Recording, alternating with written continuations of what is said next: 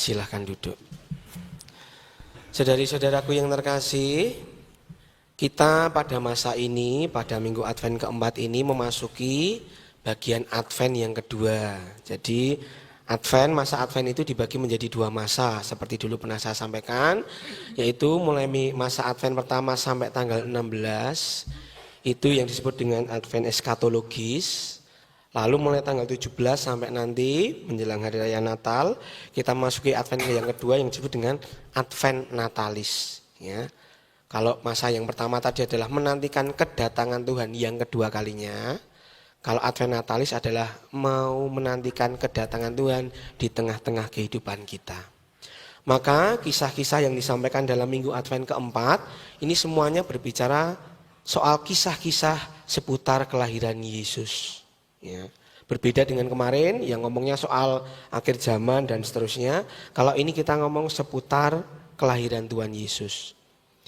Maka saya tawarkan 3 hal sebagai bahan permenungan kita selama minggu Advent keempat ini. Yang pertama, mari kita belajar dari bacaan Injil. Dalam bacaan Injil tadi ada beberapa nama yang disebut. Siapa saja yang disebut tadi dalam bacaan Injil?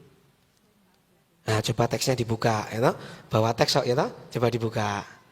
Ada nama siapa saja yang disebut situ? Hah? Elisabeth, oke. Siapa lagi? Zakaria. Siapa lagi?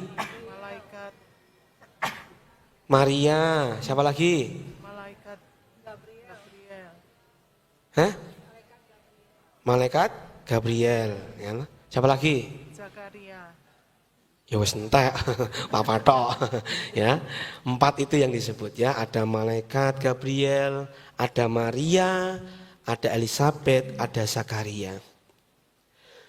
Nama-nama yang disebutkan ini ya menunjukkan kepada kita bahwa Allah ketika mau menghadirkan keselamatannya ke tengah dunia, Allah itu tidak bergerak tunggal, tetapi Allah melibatkan kita manusia.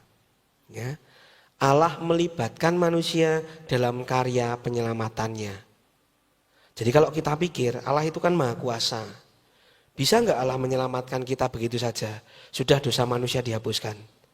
Bisa nggak kira-kira? Bisa. Tetapi Allah tidak menggunakan cara itu. Tetapi karya keselamatan Allah dihadirkan di dunia dengan melibatkan kita manusia. Supaya apa? Supaya manusia sungguh menghargai keselamatan yang dihadirkan oleh Allah.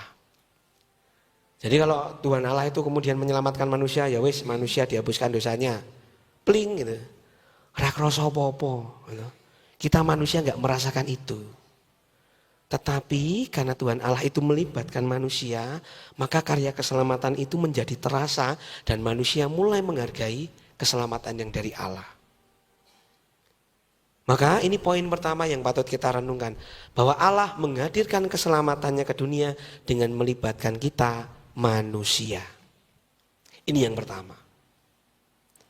Yang kedua, tentu kita akan bertanya-tanya, loh Romo itu kan yang dilibatkan kan manusia-manusia terpilih Romo, tidak semua manusia. Maria itu sudah terlepas dari dosa-dosanya sejak dalam kandungan, ya. Maka pantas kalau dipilih Allah menjadi rekan kerja untuk menghadirkan keselamatan. Nah itu Yohanes itu sudah dinubuatkan dalam kitab suci Romo, jadi memang sudah terpilih. Jangan salah. Allah menghadirkan keselamatannya ke dunia itu tidak pilih-pilih. Semuanya dipanggil. Tidak ada yang terkecualikan. Semua dipanggil untuk ikut terlibat di dalam karya keselamatan Tuhan. Bahkan kerap kali Allah itu melibatkan kita, orang yang tampaknya kecil, sederhana, tidak dianggap. Justru orang-orang semacam itulah yang dipilih untuk ikut terlibat di dalam karya keselamatan Allah. Maka kalau dalam bacaan pertama tadi, dalam nubuat Mika menyampaikan seruan tentang kedatangan Sang Immanuel. Dan yang menarik adalah bahwa nanti Immanuel itu datang bukan dari tempat yang dipikirkan oleh banyak orang. Tetapi ia lahir di Bethlehem, di tempat, di desa kecil yang bahkan banyak orang akan sangat meragukan.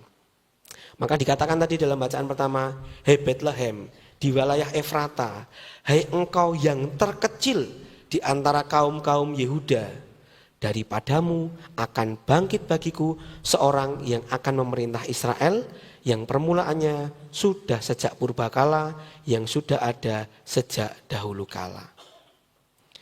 Kalau panjenengan nanti punya suatu kesempatan pergi ke Bethlehem sana ya, nanti silakan Anda menengok Bethlehem itu bukan kota besar. Itu hanya sebuah desa kecil, sederhana. Nek kaya ngene dhewe apa ya, kaya mana ya? Kayak Mboro, Promasan itu ya. Kayak gitu ya.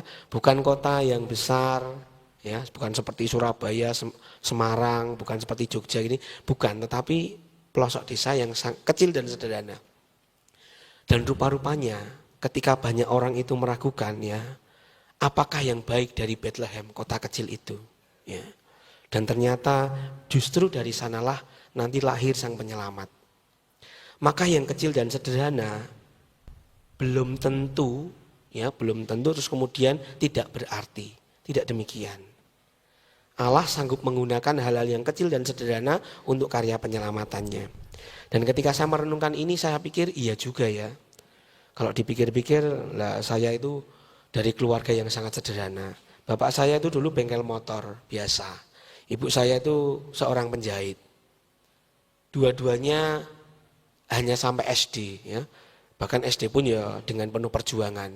SMP tidak lulus ya. Tetapi nyatanya ya bisa melahirkan anak 4 ya baik, dididik secara baik ya.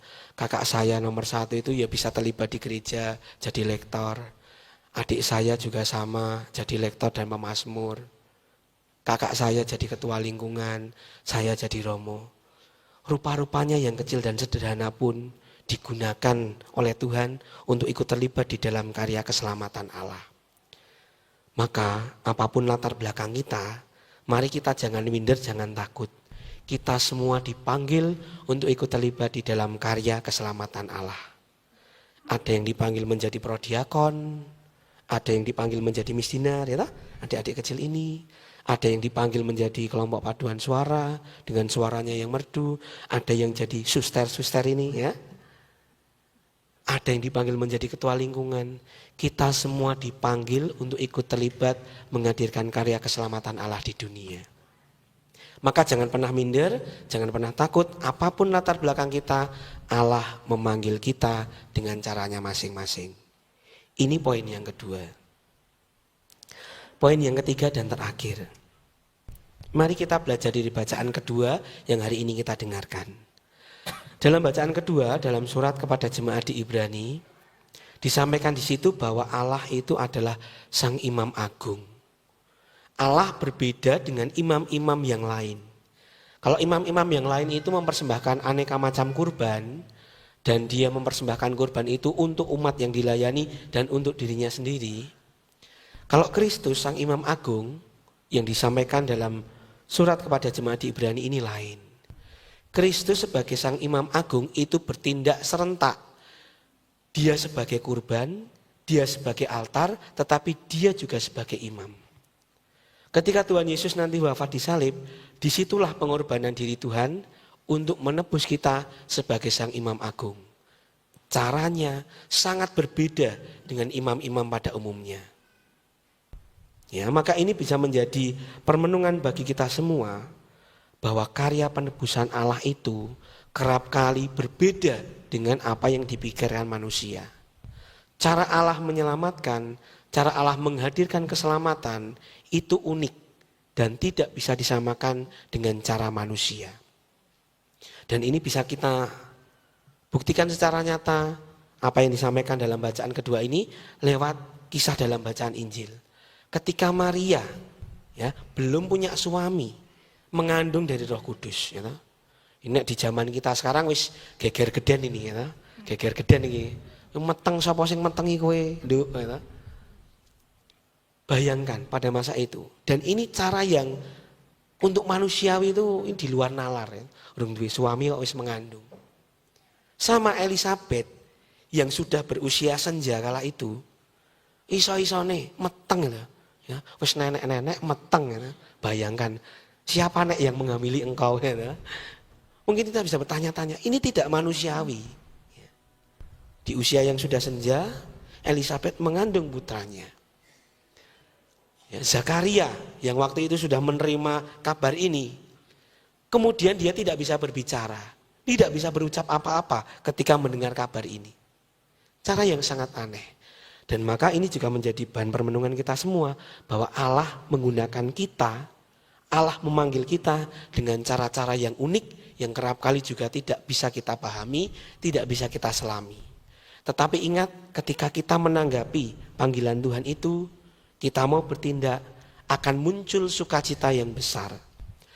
Ketika kita mau menanggapi cara Allah yang tidak umum itu, ya, kita mau menanggapi itu, kemudian kita mau terlibat di dalamnya, akan ada sukacita yang besar. Lihat ketika Maria bertemu dengan Elisabet, Maria yang mengandung dengan tidak normal pada umumnya, Elisabet yang juga mengandung tidak seperti orang pada umumnya. Ketika dua orang ini bertemu, dikatakan tadi, begitu besar sukacita karena perjumpaan itu. Bahkan bayi di dalam kandungan Elisabet pun melonjak kegirangan.